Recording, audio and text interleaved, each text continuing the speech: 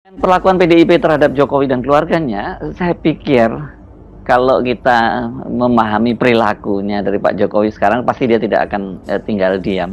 Dia pasti akan membuat perhitungan dan balas dendam ke PDIP. Cuman pintu masuknya dari mana ini yang akan digunakan? Yang kelihatan jelas sekali kan KPK ya, dan yang mungkin kembali kasus Hasto. Bukan berarti dalam kasus Harun Masiku ini bukan tidak ada persoalan. Tapi kan seperti dikatakan oleh Hasto, setiap kali dia menyinggung, setiap kali dia kritis terhadap Jokowi, itu kemudian kasus Harun Masiku dimunculkan kembali. Nggak salah sih dia dalam soal ini. Jadi kita akan lihat konsekuensinya.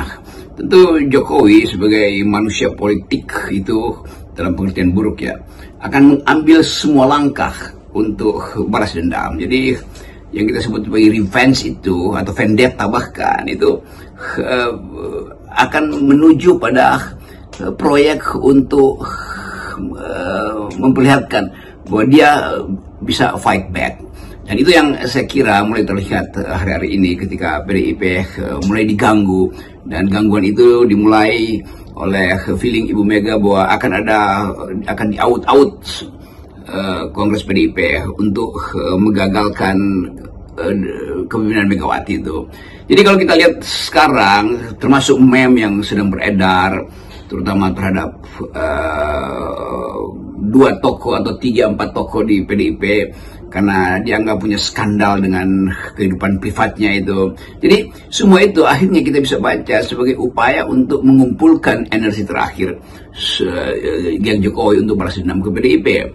Tetapi kita juga tahu bahwa kalau permainan itu dilakukan hanya untuk semacam pretext awal dalam rangka mendemoralisasi, menurunkan moral PDIP, saya kira itu juga nggak akan berguna tuh, karena wong cilik tentu tahu dari awal sekarang yang disebut sebagai para marhaen itu bahwa ini adalah permainan politik, kan itu intinya tuh, mulai dari soal Harun Masiku yang diarahkan langsung pada Hasto, lalu bocoran-bocoran sensasi dalam bentuk video pendek yang hari-hari ini menyangkut hal yang sifatnya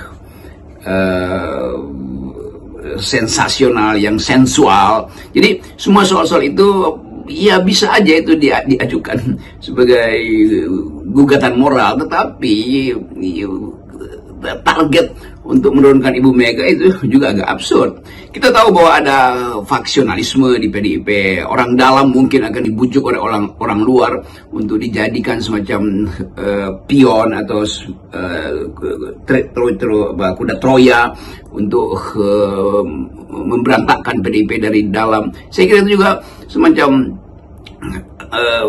kepanikan dari pihak Jokowi itu. Dan kita mulai melihat bagaimana persiapan PDIP untuk membela diri atau minimal mempertahankan diri itu, dan kemampuan Ibu Mega untuk traveling tahun-tahun yang disebut oleh Jokowi sebagai tahun-tahun disebut oleh Pak Karno, oleh Bung Karno sebagai tahun-tahun vivere pericoloso. Apa itu pericoloso? Itu bahasa Itali, itu artinya tahun menyerempet bahaya, atau the years of living dangerously, kira-kira itu yang dimaksud. Karena ini betul-betul lagi berbahaya PDIP, terutama Ibu Mega.